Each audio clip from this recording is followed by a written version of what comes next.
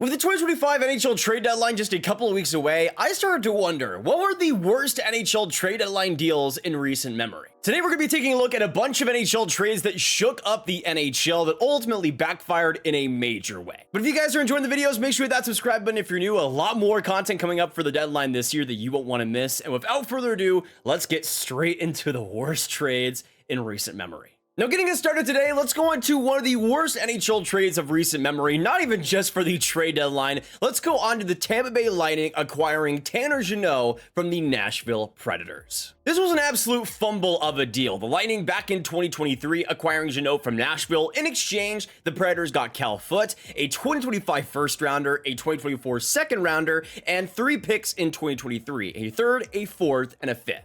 What's pretty wild to me is that with so many picks in this deal, we still have a first round pick that is yet to be selected. With this upcoming 2025 draft, it finally happening. Now with those picks, it's still a way to see how much Nashville will actually get from this deal. The first pick they made was in the third round in 2023, getting Dylan McKinnon from the QMJHL. Then you have that 2023 fourth round pick, which Nashville traded back to Tampa Bay in exchange for a 2024 fourth rounder. The Preds ended up selecting Jakub Malota, a Czech goaltender in the QMJHL. Out of that draft class though, the most interesting pick that was involved here was the fifth rounder, because the Preds traded their fifth and a second rounder to move up 4 spots with the Detroit Red Wings, ultimately selecting Felix Nilsson in the second round, who's looking pretty interesting as a Swedish forward this year. 20 points in 33 SHL games, not too bad. In exchange, the Red Wings got Brady Cleveland at 47th overall and Kevin Bicker, 2 prospects who I don't think are looking all that great, with Cleveland just having no production in the NCAA. Bicker not really doing too much in the DEL. So I would say out of that trade, the Preds are doing quite well. And then for Nashville, they traded that 2024 second rounder alongside 2023 draftee Jesse Kiskinen for Andrew Gibson. Now, Kiskinen is looking pretty underrated in my opinion, but Gibson, as a physical defenseman, could be, I think, a bottom pair for the future, so the Preds do get that out of the deal as well. So for the Preds to get multiple prospects, as well as pretty good ones like Andrew Gibson and Felix Nilsson a part of this deal, as well as a first rounder that hasn't even been selected yet. So what did the Tampa Bay Lightning receive? That's a pretty good question. For all those draft picks, for all that total, you would think you would get a pretty big impact player. Well, Tanner Jeannot was just not that. The physical edge is great, as well as the fighting ability, and the goal scoring to start out his career was pretty solid, but really ever since his rookie year, Tanner Jeannot just has not had the same type of presence. You can see back in 2022, he had 41 points, 24 goals in 81 games, and since then, both with Nashville, Tampa, and the Kings, he just hasn't been able to replicate that. Now, granted, a lot of that is the shooting percentage just being totally out of whack that year, but he was also a pretty solid rookie and somebody that was making his impact known. Since then, though, in no situation has been able to really find himself, and you can see in Tampa Bay, he just wasn't really a factor. In his first stint with Tampa Bay in the regular season, he got 1 goal, 4 points in 20 games, and in both playoff runs as well for Tampa Bay was a non-factor, getting just 1 assist in 7 games. In fact, I think Jeannot has been a complete bust in the playoffs. You look at 4 different runs with the Preds and the Lightning, and he hasn't even scored a single goal. Maybe that changes this next year with the Kings, but I'm not really too confident in that. And only after a season and a half, Tampa shipped him off to the LA Kings for a second and fourth rounder. We'll see how those picks turn out, but in Tampa Bay's case, it seemed like a complete dud from day one. Even though Jeannot had some potential, it seemed like he had already filled that with the Preds and was just riding off the coattails of that. A complete waste of a trade for Tampa Bay, and pretty early on they acknowledged that and traded him as fast as they could. Going on to another pretty brutal trade deadline acquisition, let's go on to the Vegas Golden Knights acquiring Mark Stone from the Ottawa Senators. A pretty major turning point for a Senators franchise that had some contending seasons in the past, but was going into a full-scale rebuild, not paying a lot of the stars that they had fully developed. But even though health was a bit of a question mark for Stone, he was developing into a stud for the Senators. In the season he got dealt, he got 62 points in 59 games for that, and for the Knights, in the season he got dealt, he'd get 12 points in 7 games and 6 goals, immediately being an impact player for them. And even though health has continued to be an issue for Stone, whenever he's played, he's been a true first liner for the Knights and a true difference maker, of course leading them as their captain to their first Stanley Cup. In exchange for the Ottawa Senators, it wasn't exactly all too great. They got Eric Brandstrom as the main prospect in this deal, but one of the bigger disappointments over the last few years, especially in Brandstrom's case, as he was a great SHL player, and then in North America was just never really able to establish himself, gain coaches' trust, and ultimately he would go to Vancouver system, now in the New York Rangers system, and just hasn't really been able to make much of an impact. They also got Oscar Lindberg, who was an NHLer, but not an NHLer anymore. Then you have that 2020 second rounder, which ended up becoming Igor Sokolov, drafted 61st overall by the Senators. And I think he did have some potential as a interesting power forward, had some good totals in the QMJHL especially, but once he got to the pro level, it was pretty evident, especially at the NHL, with the pace of play that it provides, that his skating just wasn't at the level it needed to be, especially with his stride and the lack of acceleration. He just wasn't really able to keep up with the play and ultimately went to the Utah system and is now back in the AHL. When you trade somebody that would be a captain for a Stanley Cup team, you'd hope you could get somebody that could impact the organization at all, but neither of the three assets the Senators got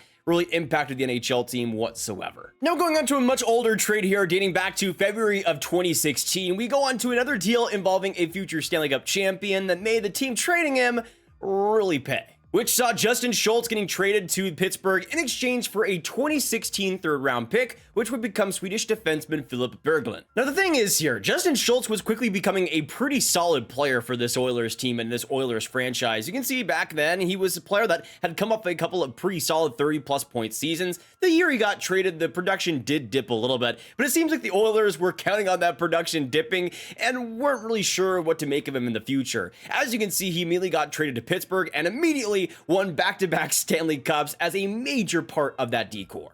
And he would continue to have a solid career there, ultimately being one of the better Penguins in the 2010s and ultimately get shipped to the Washington Capitals, to the Seattle Kraken, and this year is playing in the National League, now fully retired. But for the Oilers, in a trade where they almost immediately dealt a back-to-back two-time Stanley Cup champion as a top 4D, the player they got back was pretty lackluster. They got a third rounder and they used that pick 91st overall to select Filip Berglund, who as a 6'3" would only play one total season in the organization back in 2022 in the AHL. Besides that, was a complete non-factor for them and is back to Sweden full-time. A good life lesson that if you have the chance to trade away a top 4D who is developing quickly in your organization for a third rounder, maybe just don't do that next time. Moving on to another pretty brutal one, let's go on to a major trade between the Golden Knights and the Detroit Red Wings, putting Tomas Tatar in the Golden Knights lineup all the way back in 2018. Now this was all the way back in Vegas' first season as an NHL franchise where they were blowing expectations out of the water. They were immediately dealing at the deadline and would continue to do so for years to come, but their first major addition was getting Tomas Tatar from Detroit, and he wasn't really much of a factor for them. As you guys can see, his time in Vegas was really a blip in his career, just playing 20 games in the regular season, getting 6 points, and in the playoffs really wasn't too much of a factor for them, and I think got healthy scratched a few times as well, only getting 2 points in 8 games, and almost immediately didn't really seem like a fit on that Vegas team, and the trade as well was pretty rough. For Vegas, they acquired Tomas Tatar from Detroit, but the Red Wings got a 2018 first-round pick, a 2019 second-round pick, and a 2021 third-round pick. A lot of picks for somebody that was not even a factor for a playoff run. Now, thankfully for Vegas, the picks they dealt didn't really amount to all that much. You had Joe Veleno as the best one, who was the first-round pick they traded away, who's been a fourth-line, decent centerman for the Red Wings, but nothing much more than that. The second-rounder became Robert Mastor-Simone, who really wasn't really fit for the Detroit system, is now with the Toronto Marlies, and then that third round pick was later traded by Detroit to get Alex Nedeljkovic, who really wasn't all too great for them in the pipes and would later get dealt away instead. Of course, now in the Pittsburgh Penguins system. Even though Tomas Tatar wasn't much of a factor, I would say for all teams it was a loss. For Tomas Tatar, he was horrible for Vegas, and the picks that Detroit got back were just nothing. I mean, even though they were in that rebuilding mode, it makes sense why they traded him.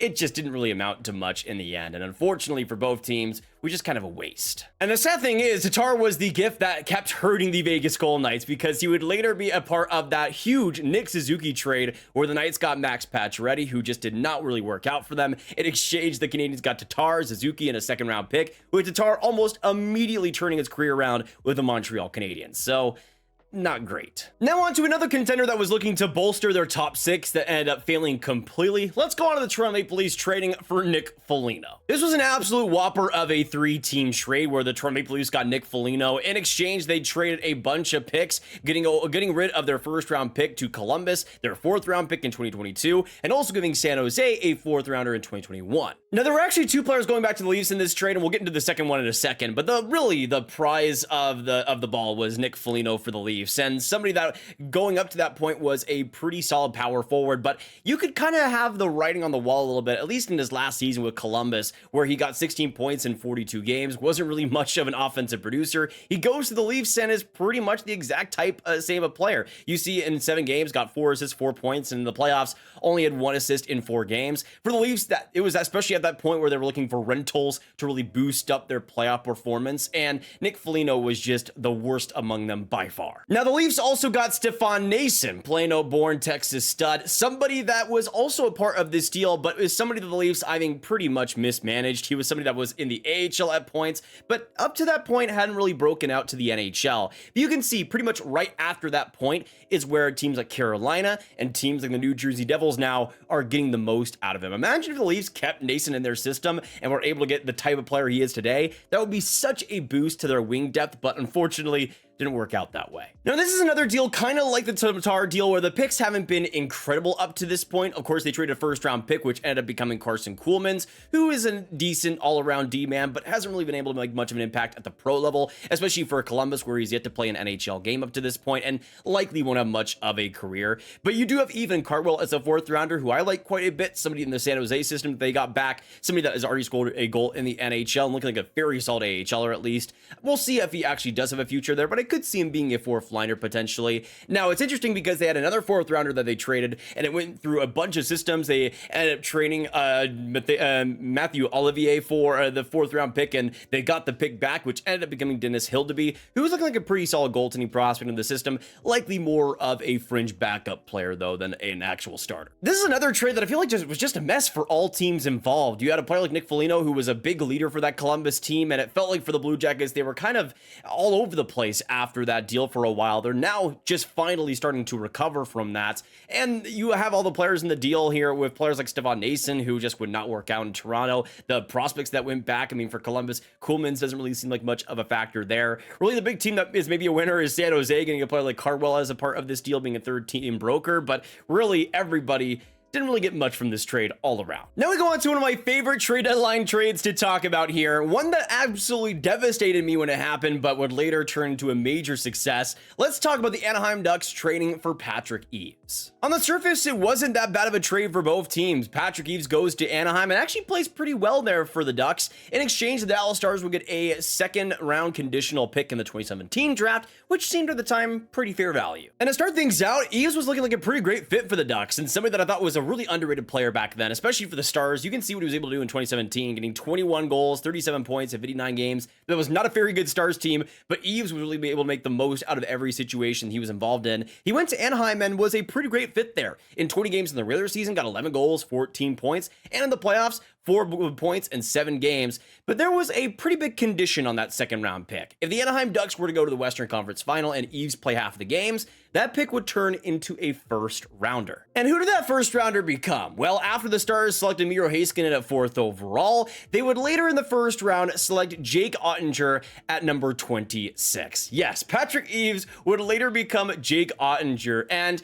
even though I don't know how good he would be in the Ducks system, considering they already have John Gibson there, if they would even pick a player like Ottinger in the first place, I don't know about that. But the fact that the Stars were able to get Ottinger out of a player from Eaves, who was really having a stellar season, but would fail to replicate that, especially with the lack of health afterwards, the fact they got a top 10 goaltender out of it is impeccable. It's still weird to me that Ottinger was even available at 26th overall in the first place, considering it a .927 save percentage in his draft year in the NCAA, which is insane to me. But the Stars, of course, got the last laugh here and worked out pretty well in this deal. Now, another trade involving the Dallas Stars on the surface didn't look all too bad until you factor the picks exchanged. Let's go on to the Detroit Red Wings trading for Eric Cole. Now, as for the trade details, the Detroit Red Wings will get winger Eric Cole and a 2025 conditional 3rd rounder. In exchange, the Dallas Stars got Matthias Backman, Matthias Janmark, and a 2025 2nd-round pick. Now, in Eric Cole's case, even though he was pretty long in his career, he was still a pretty solid player for the Stars. In the season he got traded, he got 18 goals in 57 games. In Detroit, he would be okay in the regular season, getting 6 points in 11 games, but that would be the last stint he would ever play in the NHL, and afterwards would fully retire. Now, what the Stars got back was pretty interesting. Matthias Backman wasn't very interesting. He didn't even play a single NHL game for the Stars, and not even a single NHL game in general. Matthias Janmark was a pretty good player, though. As a former third-round pick by the Wings. He was somebody that brought intense speed for the Stars and has brought that for every single team he's played for, and has been a pretty solid part as the Oilers system as well, but had some pretty good points for the Stars, especially back in 2018, where he got 19 goals and 34 points. But the big reason that this trade is even on the list at all is that 2015 second-round pick, which, unfortunately for the Detroit Red Wings, ended up becoming Rupe Hintz. Now, I don't need to tell you just how much of a star Hintz has been for the Stars in a lot of key ways. Even though he hasn't been up to that unreal standard that he put back in 2023, 2022, that's still a player that has been an exceptional center, especially defensively in this league for a while. You can see, especially in 2023, the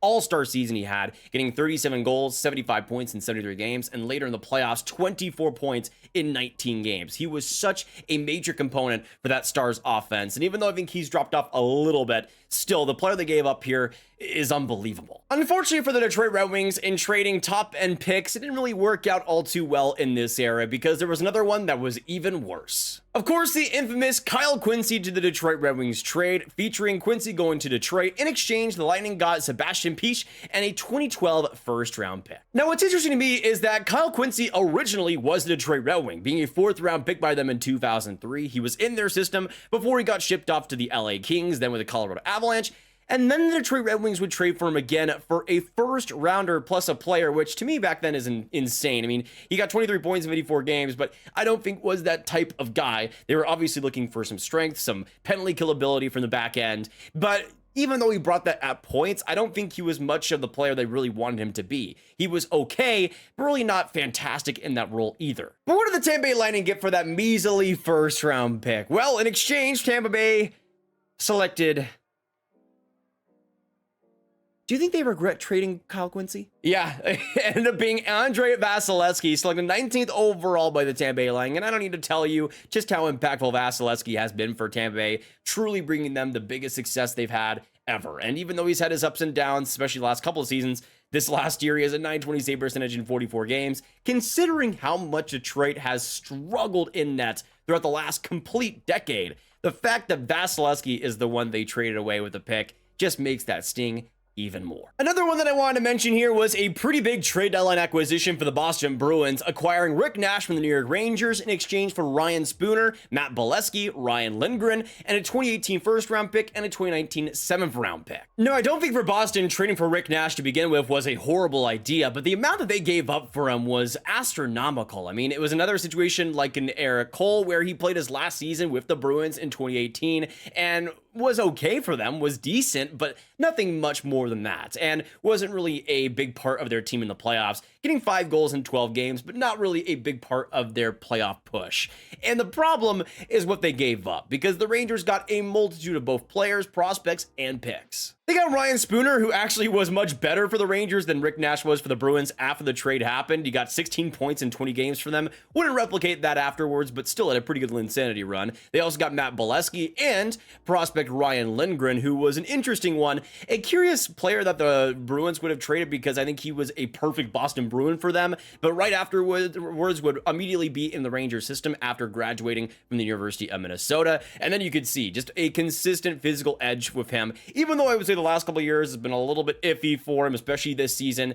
When the Rangers were coming up, when they were wanting to truly contend, Ryan Lindgren was a big part of that defense. And then you have that 2018 first round pick, a pretty big part of that trade that ended up becoming Keandre Miller. Another player like Ryan Lindgren that hasn't had the greatest year, but when it comes to the Rangers and their success the past few seasons, Miller has been a big part of that. I still believe has true top 4 potential, even if this year it hasn't been realized. So especially for the Rangers team that was in that rebuilding mode, this was one of the key critical trades, in my opinion, to them getting out of that situation and eventually rebuilding that defense. They'll probably have to rebuild it again with these two players likely going out after this year, but we'll have to wait and see on that. All I know is that, especially for the Bruins, having Ryan Lindgren and a 6'5" Keandre Miller, those are two guys I think they really would have liked to have that they traded away. But now we got to end off with the most infamous one of the worst trades in NHL history, not even just with the deadline. Let's go on to the Washington Capitals trading for Michael Lotta and Martin Erat and trading some random prospect named Filip Forsberg.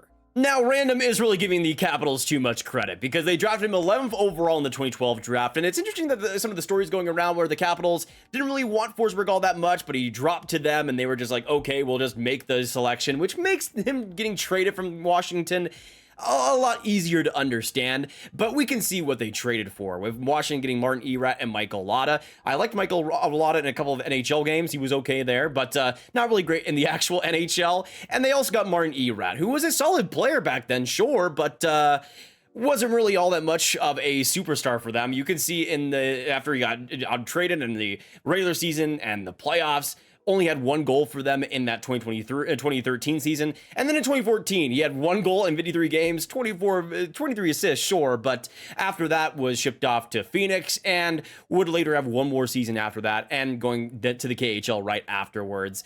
Really, for the Capitals, trading a top 15 pick at all for a player like that is a huge disappointment. But what they traded for, what they traded to Nashville is insane with a player like Filip Forsberg and the potential he was already showing. It's one thing to trade him after his draft if you're not really all that confident in him, but he's somebody that in the Allsvenskan was already doing some pretty great things. 15 goals, 33 points in 38 games, and was a point per game as well in the playoffs there. That's a hard league to play against with a lot of men competition, and Filip Forsberg was already looking like a definitive piece. Would later, after the trade, actually play for the Predators, getting an assist and 1 point there. And we all know how much the rest is history of Forsberg becoming a true star for the Predators in a lot of key categories and becoming one of the most skilled offensive players in the NHL, especially when you look at last season in 2024, getting 48 goals, 94 points, an unreal player, a true franchise face for the Predators, and somebody the Caps could have really used. It's unfortunate because I think if the Caps were a lot higher on Forsberg to begin with, they wouldn't have been all that disappointed in drafting him, and they wouldn't have been so hell-bent on trading him right after the fact. If they had a player like that, especially coming up with Ovi, you could make the case that there maybe could be multiple Cups instead of just one. But the fact that Forsberg was traded away is going to be a real stain for a long time for that Caps franchise. One that still, that Stanley Cup they got away with, but imagine if they never won. And imagine if Forsberg was able to win one eventually, especially when you look at that 2017 final. Things could have been a lot different. But those are some of the worst trade deadline deals in NHL history. There are a few that I didn't mention just because I didn't have the time for them. Ben Sherrod going to Florida. Andreas Lefebvre being traded for 2 second-round picks still confuses me. Freaking Philip Deneau being traded to Montreal. What a horrible deal that was.